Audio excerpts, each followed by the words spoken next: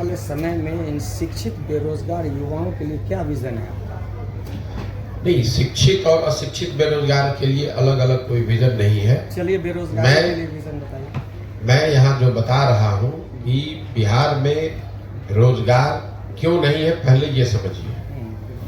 बिहार में लोगों को ऐसा लगता है कि सरकारी नौकरी के जरिए रोजगार मिल सकता है। तो आपको एक आंकड़ा बता देता हूँ, 1.57% लोग ही बिहार के सरकारी नौकरी में हैं। चपरासी से लेकर मुख्य सचिव तक अगर सबकी संख्या आप जोड़ दीजिएगा तो कुल जमा 1.5% लोग ही सरकारी नौकरियों में हैं। 98.5% लोग सरकारी नौकरी में नहीं है। तो निश्चित तौर पर सरकारी नौकरियों के जरिए तो लोगों को रोजगार मुहैया नहीं कराया जा सकता है। ये आंकड़े आज के हैं। बिहार में रोजगार क्यों नहीं है? रोजगार दो वजह से नहीं है। एक, यहाँ की शिक्षा व्यवस्था अच्छी नहीं है, और दूसरा, रोजगार के लिए लोगों के पास पूंजी पैसा नहीं है। जब तक इन दो बिंदुओं को नहीं सुधारा जाएगा, बिहार की शिक्षा व्यवस्था को बेहतर बनाना और लोगों के हाथ में रोजी रोजगार के लिए पैसा पूंजी देना, ये जन स्वराज का विजन है कि यहाँ पर स्वरोजगार कैसे आएगा, पलायन कैसे रुकेगा।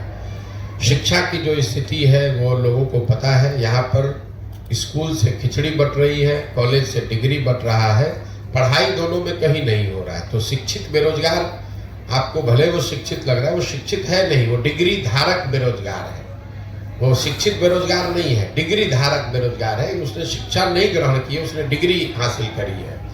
लेकिन जो दूसरी बड़ी समस्या है कि आखिर ये बेरोजगारी खत्म होगी कैसे? बेरोजगारी यहाँ खत्म होगी लोगों को पूंजी मुहैया कराकर।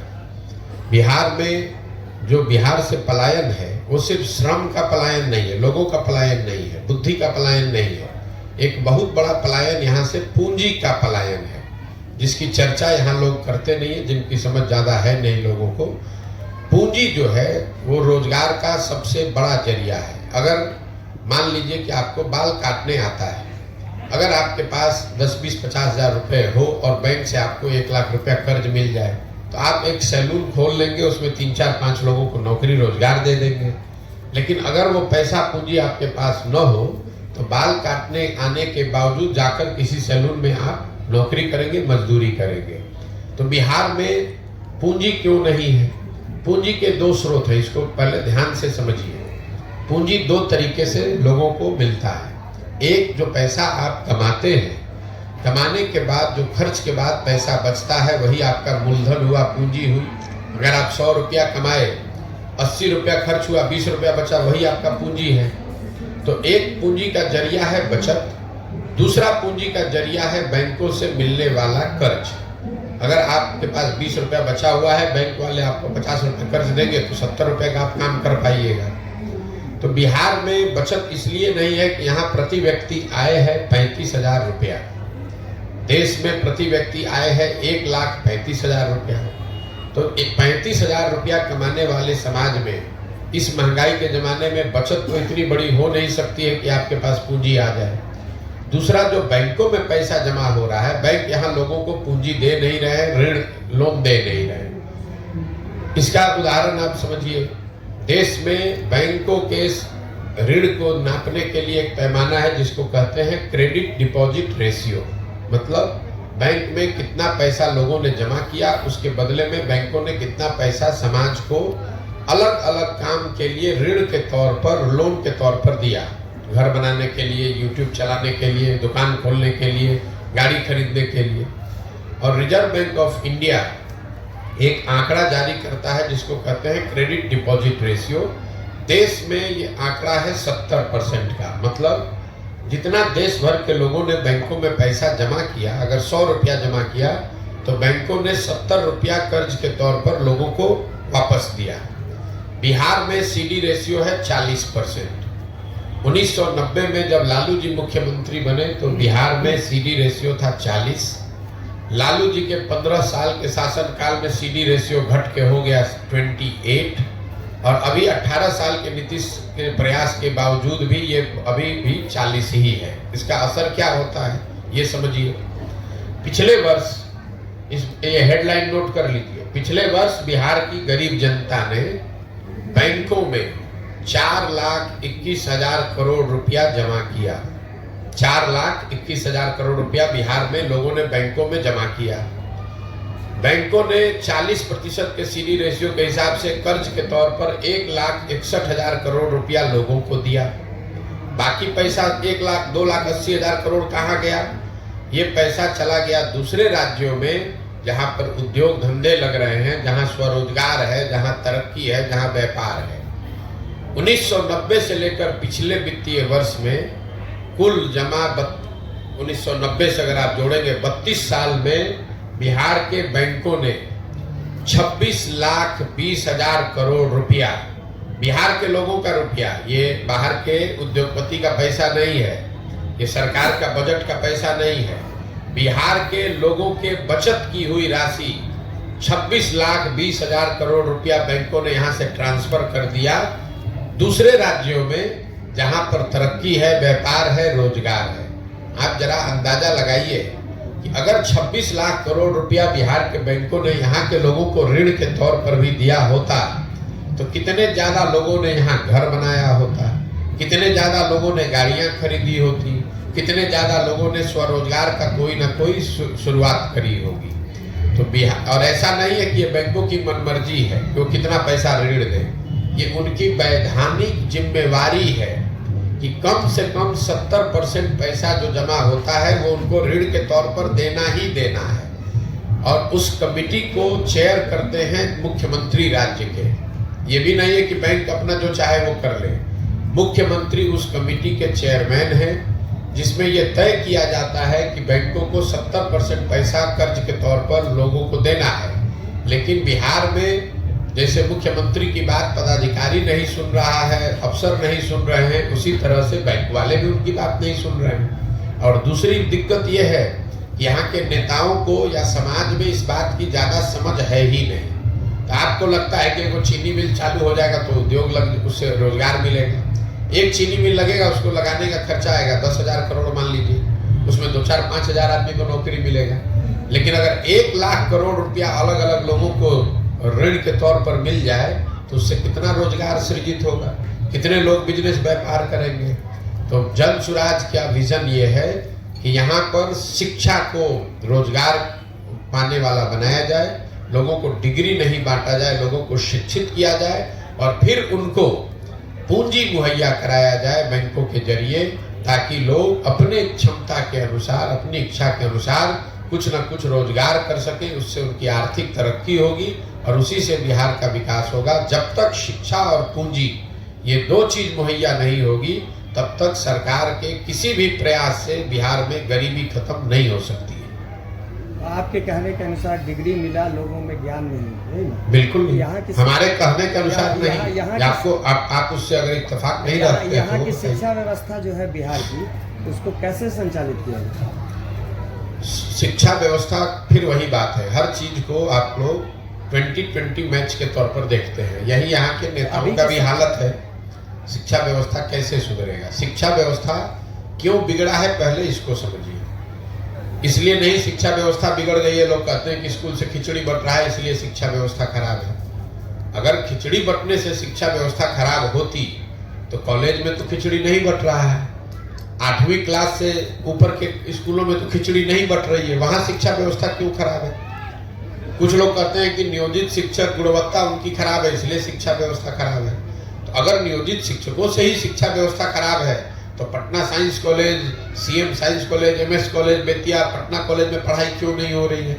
वहां तो नियोजित शिक्षक नहीं पढ़ा रहा है। शिक्षा व्यवस्था इसलिए खराब है कि पिछले 30-40 वर्षों में बिहार में समाज और सरकार, मैं सरकार के समाज को भी जोड़ रहा हूं, दोनों की प्राथमिकता में कहीं ना कहीं शिक्षा है ही नहीं। लोग भी यहाँ अपने आप को शिक्षित नहीं बनाना चाहते, डिग्री लेना चाहते हैं, खिचड़ी खाना चाहते हैं। आप भी अपने बच्चों को स्कूल में खिचड़ी खाने के लिए भेज रहे हैं, साइकिल लेने के लिए, पोशाक लेने के लिए भेज रहे हैं, उनको पढ़ाने के लिए नहीं भेज रहे हैं। और सरकार ने भी, नेताओं ने भी ये भांप लिया है कि लोगों को पढ़ाई नहीं चाहिए, खिचड़ी बांटो, पोशाक बांटो, इनसे वोट लेते रहो। तो कहीं न कहीं समाज और सरकार दोनों की प्राथमिकताओं में शिक्षा है ही नहीं। पूरा समाज अपने ये समझ ही नहीं पा रहा है कि अगर हम जब तक शिक्षित नहीं बनेंगे तब तक हमारा बच्चा, उसको जीवन भर मजबूरी में मजदूरी ही करना पड़ेगा। तो समाज के स्तर पर यह प्रयास होना चाहिए। जहां तक सवाल है सरकार इसको कैसे सुधारेगी, हम लोग का अपना मत है कि शिक्षा व्यवस्था सुधारने के लिए बिहार में हर जगह विद्यालय बनाने के बजाय हर प्रखंड में 5 विश्व स्तरीय विद्यालय बनाने की जरूरत है और सारे विद्यालयों को बंद कर दिया जाए, 5 अच्छे विद्यालय बनाए जाए और लोगों तक शिक्षण संस्थाओं को पहुंचाने के बजाय लोगों को अच्छे शिक्षण संस्थाओं में पहुंचाया जाए। इसका मतलब ये है कि अगर एक प्रखंड में 5 सही विद्यालय बना दिए जाएं और लोगों को स्कूल बस की सुविधा दे दी जाए तो लोग 15 मिनट, हम लोग का अपना आकलन है कि किसी भी परिवार के बच्चे को 15 से 20 मिनट से ज्यादा समय नहीं लगेगा स्कूल बस के जरिए उस स्कूल में पहुंचने में, जहां पर सिर्फ खिचड़ी नहीं बटेगा, जहां पढ़ाई होगी। दुनिया भर में जहां पर भी शिक्षा की अच्छी व्यवस्था है वहां समाज के पास स्कूलों को नहीं ले गया, लोगों को अच्छे स्कूल में लाया गया। तो हम लोग की सोच ये है कि बिहार की जो शिक्षा का बजट है 40,000 करोड़ रुपया, इसका 1/3 मतलब 15,000 करोड़ रुपया इस बात पर खर्च किया जाए कि हर प्रखंड में प्रति वर्ष एक विश्व स्तरीय विद्यालय बनाया जाए, ताकि 5 वर्ष में हर प्रखंड में 5 ऐसे विश्व स्तरीय विद्यालय बन जाएं और उनको फिर लोगों को ये सुविधा दी जाए ताकि लोग बसों के जरिए या गाड़ियों से अपने बच्चों को स्कूल तक ले आएं। अगर आप दिल्ली बॉम्बे में रहते हैं तो स्कूल आपके घर के बगल में नहीं है, सबके बच्चे स्कूल बस से जाते हैं उन संस्थाओं में जहां अच्छी पढ़ाई होती है। आधा घंटा 45 मिनट लोग स्कूल बस से जाते हैं, बच्चे पढ़ते हैं और फिर स्कूल बस से वापस आते हैं। पूरी दुनिया में जहां पर भी आप जाइएगा यही व्यवस्था है। हर घर के बगल में स्कूल नहीं बनाया गया है। स्कूल एक ऐसी जगह पर है जहां पर हर आदमी बस से, गाड़ी से, साइकिल से 10 मिनट में, 15 मिनट में पहुंच सके। बिहार में क्या हुआ है, समता मूलक शिक्षा नीति के नाम पर हर जगह विद्यालयों के भवन बना दिए गए। नतीजा क्या हुआ, जहां विद्यालय का भवन है वहां शिक्षक नहीं है, जहां शिक्षक है वहां भवन नहीं है, जहां दोनों है वहां बच्चे नहीं है, जहां तीनों है वहां पढ़ाई नहीं है। तो ये समता मूलक शिक्षा नीति बनाने के नाम पर पूरी व्यवस्था को चौपट कर दिया गया। जरूरत इस बात की है कि इस चीज को फिर से रीअरेंज किया जाए और सारी व्यवस्था को 4 या 5 बेहतर स्कूल बनाने के दिशा में समेटा जाए कि हर प्रखंड में कम से कम 5 अच्छे विश्व स्तरीय विद्यालय हों। अगर हर साल हम लोग एक विश्व स्तरीय विद्यालय भी बनाएं, क्योंकि पैसा इतना ही है बिहार में कि आप एक विद्यालय हर साल बना सके, मतलब 550 विद्यालय अगर डेली हर साल बनाए जाए अच्छे, तो वो सरकार बना सकती है। अगले 10 वर्ष में एक प्रखंड में 10-10 विश्व स्तरीय विद्यालय हो जाएंगे, बजाय इसके कि कहीं कमरा बनाए तो बेंच नहीं है, बेंच बनाया तो टीचर नहीं है, टीचर है तो पढ़ाई नहीं है, इसका कोई फायदा नहीं है। क्या एक रिक्शा चलाने वाले से लेके राज्य और देश को चलाने वाले पूरे सिस्टम के बच्चे एक ही स्कूल में पढ़े, ये उपयुक्त नहीं होगा, ये बेहतर नहीं होगा शिक्षा के क्षेत्र में? नहीं, हम लोग लोकतांत्रिक देश में रहते हैं और ये कहना कि सारे लोग एक विद्यालय में पढ़ेंगे उससे शिक्षा की व्यवस्था अच्छी हो जाएगी, ये लोगों का भ्रम है। ऐसा दुनिया में कहीं कोई प्रमाण नहीं है। लोगों के पास विकल्प होना चाहिए, अच्छे विद्यालय का, अच्छे सरकारी विद्यालय का और अच्छे प्राइवेट विद्यालय का। उसके बाद उनकी अपनी क्षमता है, उनकी स्वेच्छा, उनकी मर्जी है कि वो कहाँ अपने बच्चों को भेजना चाहते हैं। जरूरत इस बात की है कि सरकारी विद्यालयों को अच्छा बनाया जाए। विद्यालय अच्छे नहीं है और सब पर कानून बनाकर कहा जाए कि आप अपने बच्चे को भी यहाँ पढ़ाइए, वो तो वही हुआ जो बिहार में हो रहा है पिछले 35 साल से। समता मूलक समाज बनाने के नाम पर सबको अनपढ़ बना दिया गया, बन गया समता मूलक। पूरा बिहार गरीब हो गया, कोई अमीर नहीं है तो हो गई बराबरी सबकी, आपस में सब बराबर हो गए, सब गरीबे हैं यहाँ पर। तो तरक्की के 2 रास्ते, बराबरी के 2 तरीके हो सकते हैं। एक तरीका यह है कि सब आगे बढ़े, दूसरा तरीका है कि भैया किसी को आगे मत बढ़ने दो, सब बराबर ही कमा रहा है, सब गरीब है। तो आप जो बात बता रहे हैं वो दूसरा तरीका है जो सही नहीं है कि विद्यालय बने चाहे न बने, लोग को लगता है कि वहां पर सारे अफसर के बच्चे पढ़ने लगेंगे तो विद्यालय सुधर जाएगा। नहीं सुधरेगा। विद्यालय अच्छा बने, उसके बाद लोगों की स्वतंत्रता है। जो अगर विद्यालय अच्छा होगा तो लोग वहां जरूर पढ़ने आएंगे। जो सरकारी कॉलेज हैं, आप जो बात कर रहे हैं, दिल्ली में अगर मान लीजिए कि सेंट स्टीफेंस है या हिंदू कॉलेज है, पटना में भी पहले साइंस कॉलेज था, पटना कॉलेज था, तो वहां पर तो बड़े से बड़ा अफसर भी अपने बच्चे को पढ़ाना चाहता था। उसके लिए कोई कानून थोड़े ना बनाया गया था, क्योंकि सबको मालूम है कि साइंस कॉलेज में हमारा बच्चा पढ़ेगा तो वहां अच्छी पढ़ाई होती है। तो बहुत बड़े आदमी का बच्चा भी प्राइवेट स्कूल में 12वीं नहीं करने जाता था, वो साइंस कॉलेज में पढ़ने जाता था। तो वो कानून बनाने से चीजें ठीक नहीं हो सकती हैं, आपको व्यवस्था सुधारने की जरूरत है। एक और सवाल है कि आपने तो कई राजनीतिक दल के लोगों का काम करके काम बना दिया है, और अब आपके दिमाग में इस तरह की बात आई है, जो मिशन है आपका, और ये अच्छी बात है, इसकी सराहना अधिक हो रही है, कई तरह की टिप्पणियां भी हो रही हैं उसके पीछे। बहरहाल पीछे की बात मैं नहीं पूछना पड़ता, ये पूछना चाहता हूँ कि ये बात आपके दिमाग में आई कैसे, और बिहार की ज़मीन को आपने बहुत अच्छे से देखा है, और अब तो आपका यात्रा भी बहुत लंबा हो चुका है। बिहार के लोग कितने दिनों में आपकी बात को समझ पाएंगे, आपको क्या लग रहा है? देखिए, ये आपको ऐसा लगता है कि मैं पहले कुछ दूसरा काम करता था, अब दूसरा कर रहा हूँ। मेरे अपने नजरिए से मेरे काम में कोई फर्क नहीं है। फर्क बस इतना है कि पहले मैं दलों को, नेताओं को सुझाव देता था, सलाह देता था, मदद करता था कि कैसे वो अपने आप को व्यवस्थित करें, कैसे चुनाव का प्रचार करें, कैसे जनता तक अपनी बात पहुंचाएं, रखें और वो चुनाव जीतें। काम मैं वही कर रहा हूँ, सिर्फ दलों और नेताओं के बजाय अब ये सुझाव और सलाह हम बिहार की जनता को दे रहे हैं। बिहार की जनता को ये बता रहे हैं कि आप किन मुद्दों पर वोट दीजिए, कैसे आप आपस में संगठित होकर दल बना सकते हैं, कैसे आपको किसी के पीछे चलने की जरूरत नहीं है, आप अपने और अपने बच्चों के लिए बेहतर व्यवस्था बना सकते हैं। और पहले मैं दलों की मदद कर रहा था, अब इनकी मदद कर रहा हूँ। आपने पूछा कितने दिनों में बिहार के लोगों को समझ में आ जाएगा। मुझे इसका कोई इल्म नहीं है और ना मुझे उसके लिए कोई घबराहट है। आप देख रहे हैं पदयात्रा जो मेरी चल रही है, इसमें कोई किलोमीटर फिक्स नहीं है। इसमें ये नहीं फिक्स है कि हमको 6 महीना में इसको कर लेना है, झंडा गाड़ के फिर खड़े हो जाना है। हमें बिहार के जहां तक हो सके जनमानस तक अपनी बात को पहुंचाना है, उनको समझाना है, उनसे जाकर मिलना है, समझना है और उनको संगठित करने का ये प्रयास है।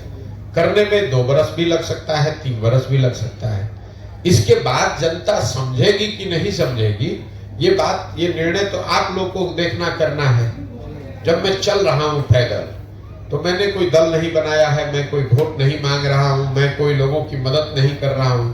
लेकिन जो लोग हजारों की संख्या में सुबह से शाम तक मिलने आते हैं, हम रात में 12 बजे 1 बजे तक लोगों से मिल रहे हैं, सुबह से शुरू करते हैं। तो आखिर कुछ लोगों को तो जरूर कुछ समझ में आ रहा होगा, तभी लोग आ रहे हैं।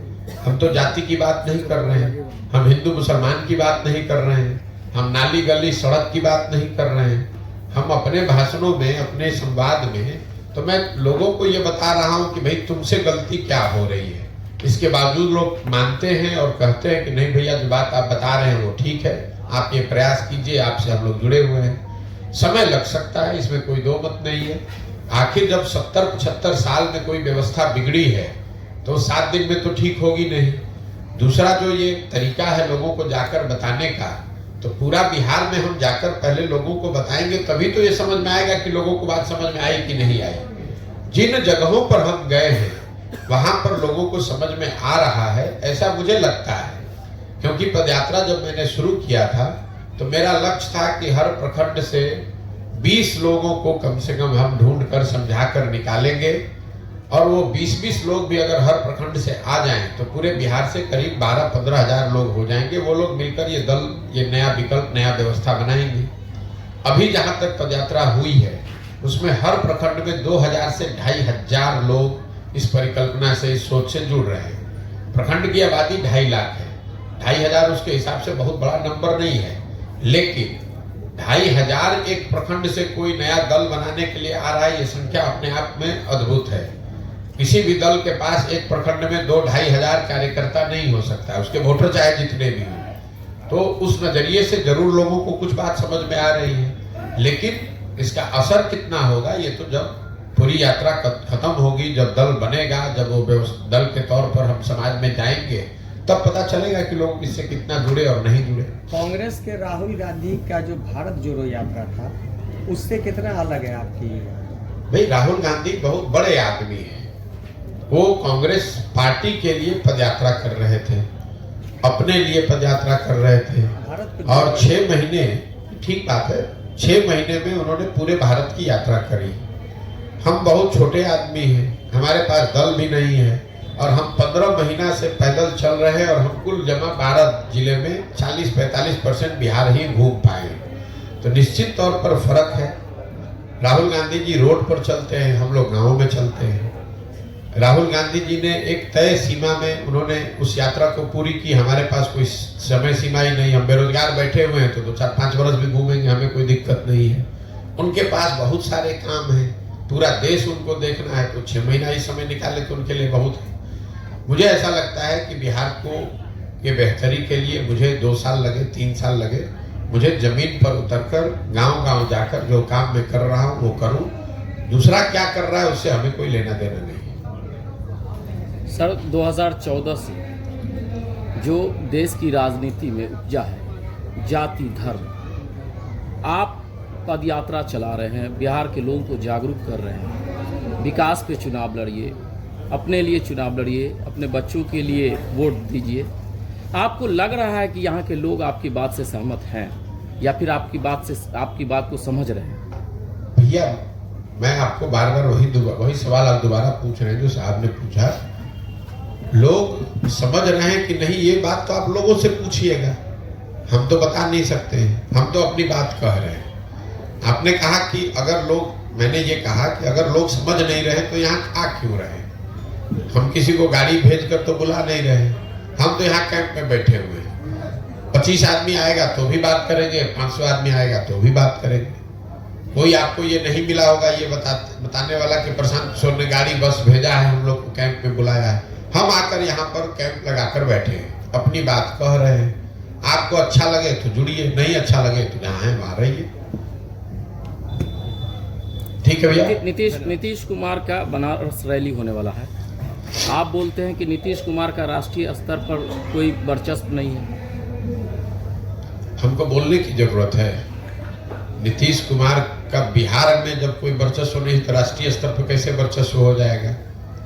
आप हमारे कहने पर मत जाइए। 243 विधायकों के यहाँ पर विधानसभा में नीतीश कुमार का 42 गो विधायक है, तो क्या बताता है कि बिहार में बहुत उनका वर्चस्व है। 12-13% पूरे बिहार में वोट उनको मिला है, तो ये क्या बताता है? अगर 100 में 12% आपको वोट मिलेगा तो बिहार में आपका वर्चस्व बताता है। तो जिसका बिहार में ही वर्चस्व नहीं है उसका देश में कैसे हो जाएगा? ये तो लॉजिक, कॉमन सेंस की बात है। रैली करने को तो आप जाकर केरल में रैली करने लगे तो कोई रैली करने पर तो रोक है नहीं। सुशासन बाबू क्यों कहला रहे हैं? हमको तो कोई नहीं मिला जो नीतीश कुमार को सुशासन बाबू अभी कह रहा है। पहले किसी जमाने में 2005 से 2012-13 का एक दौर था जब लोगों को, बिहार की जनता को ऐसा लगा था कि बिहार में कुछ सुधार हो रहा है, और वो इसलिए लगा था कि बिहार की जनता ने 15 बरस लालू राज, जंगल राज देखा था। तो जब बहुत अंधेरा होता है उसमें एक छोटा सा दिया भी जलेगा तो उसका प्रकाश थोड़ा ज्यादा दिखता है, और कुछ प्रयास उन्होंने शुरुआती दिनों में किया भी था। लेकिन 2014 के बाद जो नीतीश कुमार हैं उनको कोई भी सुशासन बाबू नहीं कहता। वो तो खुद ही अपने आप को अगर कह रहे हैं तो सुशासन बाबू कह रहे हैं, जनता तो नहीं कह रही है। कहीं गांव देहात, सड़क, पंचायत पे तो हमको कोई नहीं मिला ये कहता हुआ कि नीतीश कुमार सुशासन बाबू है या जो राज वो चला रहे हैं इसमें सुशासन है। लोग तो ये बताते हैं कि लालू जी के राज में अपराधियों का जंगल राज था, नीतीश कुमार के राज में अधिकारियों का जंगल राज है। फर्क तो कुछ नहीं है दोनों में। अच्छा, बहुत लंबे समय से नीतीश कुमार और तेजस्वी यादव एक मंच पे दोनों साझा नहीं किए, क्या लग रहा है आपको नीतीश कुमार फिर? भाई इतना हम दिमाग लगाते नहीं है नीतीश कुमार कहाँ रहेंगे, तो किसके साथ मंच साझा कर रहे हैं। नीतीश कुमार को खुद नहीं पता है कि वो कहाँ रहेंगे। हमको इतना पता है कि नीतीश कुमार के राजनीति का ये अंतिम दौर चल रहा है।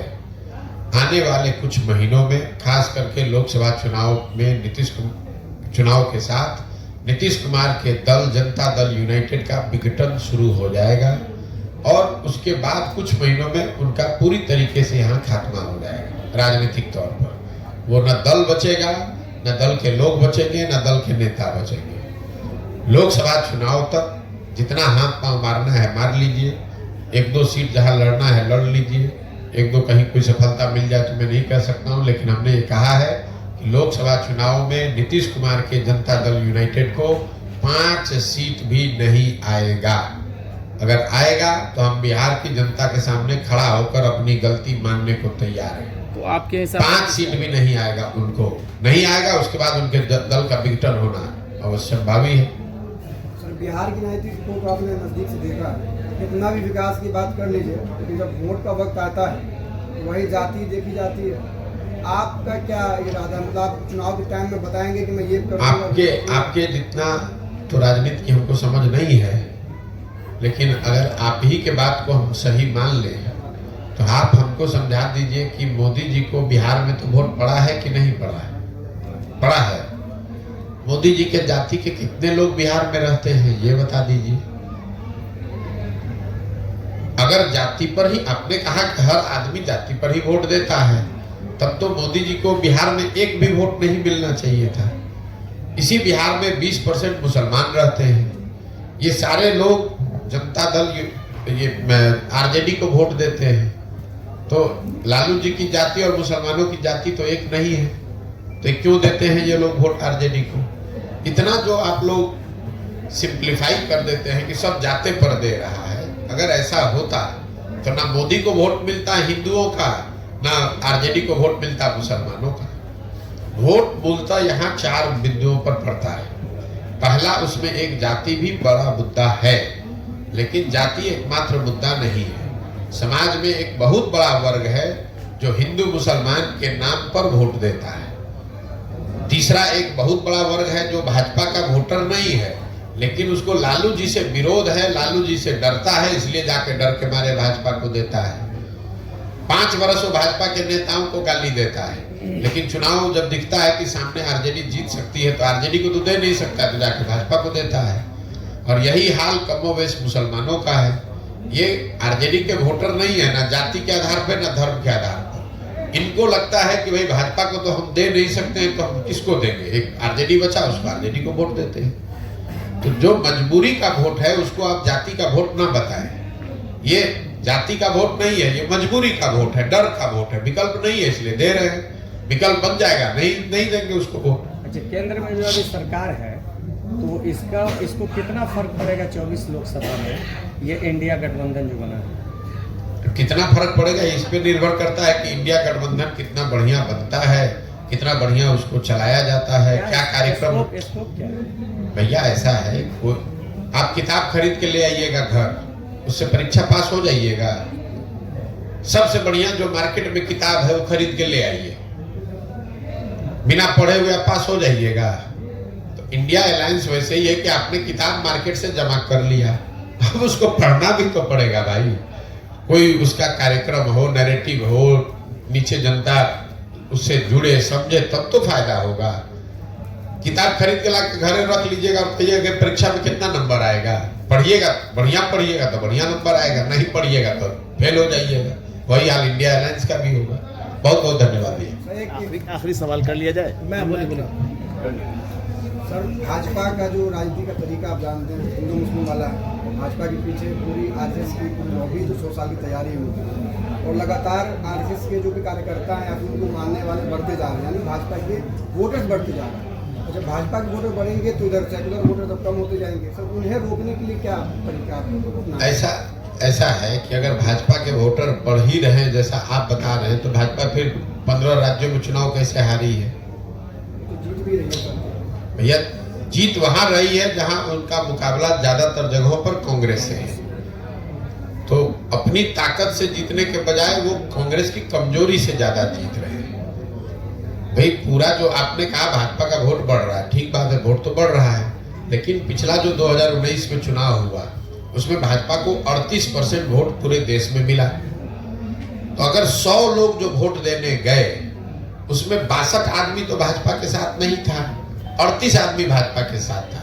अब जो 62 आदमी भाजपा के साथ नहीं था उसको एकजुट करने वाला कोई ताकत, कोई फोर्स, कोई राजनीतिक पार्टी, नेता नहीं है, इसलिए भाजपा आपको मजबूत दिख रही है। जब वो ताकत कोई बना लेगा तो भाजपा को कोई ऐसा तो है नहीं कि 50 से ज्यादा % वोट आ रहा है। भाजपा के पास जो ताकत है सर, हिंदू मुस्लिम वाला, वो किसी और के पास नहीं। अरे भैया, हिंदू मुस्लिम का ताकत उनको कोई नया नहीं ना आया है, ये तो 50 वर्ष से उनके पास है। भाजपा चुनाव से पहले नहीं हार रही थी, ये तो पिछले 2 बार से ना चुनाव जीत रहे हैं। जी आपका कोई सवाल? उसी तरह का सवाल पूछ लिया इन्होंने। बात जो हो रही है वो आपके असल में हमको लग रहा है कि वोटर्स को आप अवेयरनेस ला रहे हैं। मेन चीज़ ये है, पार्टी बाद में आपकी आएगी। आप शिक्षा पे बड़ा जम करके बोल रहे हैं, आप बेरोजगारी पे बोल रहे हैं, कुछ स्थानीय मुद्दे पर भी फोकस हो रहा है, सद्भावना पे नहीं कर रहे हैं। बात वहीं आ गई, उन्होंने दूसरे तरह से पूछ लिया है, सद्भावना को भी एक विषय बनाया जाना चाहिए, क्या ख्याल है? नहीं, हम जो बात बोल रहे हैं कि जब आप अपने और अपने बच्चों के हित की बात करेंगे तो सद्भावना उसमें शामिल है। आप जब किसी को रोकने की बात करते हैं तो आप भी सद्भावना की बात नहीं कर रहे हैं। लालू जी सद्भावना की बात नहीं कर रहे हैं, लालू जी भाजपा के डर की बात कर रहे हैं। हम कह रहे हैं कि ना हिंदू से डरो ना मुसलमान से डरो, अपने बच्चों के भविष्य के लिए डरो। सद्भावना उसमें शामिल है। सद्भावना के नाम पर ही तो आपको डरा कर भाजपा से वोट लिया जा रहा है। लालू जी ये कह रहे हैं कि भाई भाजपा से डरो, अपने बच्चे, अपना बच्चा अगर अनपढ़ भी है तो उसकी चिंता मत करो, हमको वोट देते रहो। भाजपा वाले भी यही कह रहे हैं कि भाई तुम मुसलमानों से डरो, तुमको तुम्हारा बच्चा बेरोजगार बैठा है उसका चिंता मत करो, तुम हमको वोट देते रहो क्योंकि मुसलमान से तुमको लड़ाई लड़नी है। तो ये सद्भावना कहाँ हुई? ये सद्भावना नहीं है, ये दूसरे का डर दिखाकर अपना पेट भरने वाली बात है। हम कह रहे हैं कि भैया तुम ना मुसलमानों की चिंता हिंदू करें, हिंदुओं की चिंता मुसलमान करें। आप अपने बच्चे की चिंता कीजिए। अगर आपका बच्चा पढ़ेगा, आप जिस सद्भावना की बात कर रहे हैं, जब दंगा होता है, कोई ऐसी घटना होती है तो उसमें भी सबसे पहले गरीब मरता है। कोई पढ़ा लिखा होशियार धनी आदमी नहीं मरता है, चाहे वो हिंदू हो या गरीब हो, उस पर भी मरता वही है जो रोड पर गरीब अनपढ़ बैठा हो। जाते जाते अगर आप अपने बच्चों को पढ़ाएंगे, उनको रोजगार होगा, उनकी आर्थिक तरक्की होगी, तो उनके जरिए सद्भावना भी आएगी।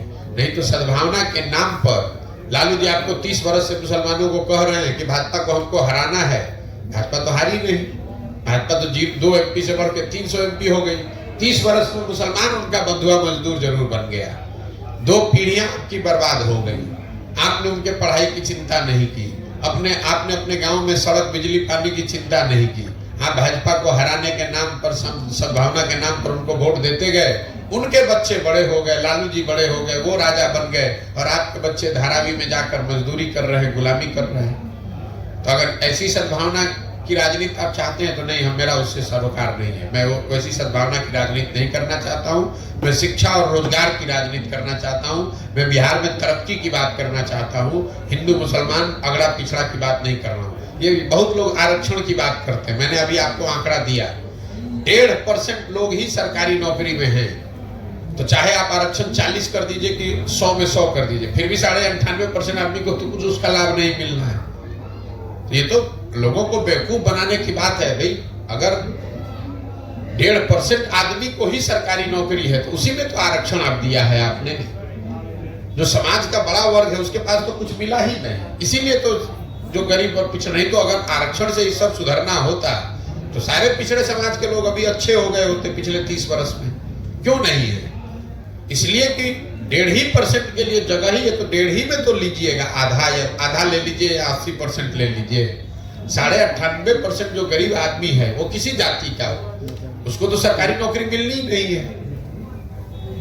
सर एक सवाल है, ये आरोप वाला सवाल है सर, क्योंकि जेडीयू या फिर आरजेडी की अगर बात करें, कोई पार्टी अगर अलग चुनाव लड़ती है उन लोगों से हटके, वो आरोप लगाते हैं बीजेपी की बीच में। आप पे भी लग रही हो, एक MIM पार्टी है सर, उसकी भी लगती है। चलिए भाई देखिए, ऐसा है कि बिहार में इन तीनों दलों को मुफ्तखोरी की आदत लग गई है।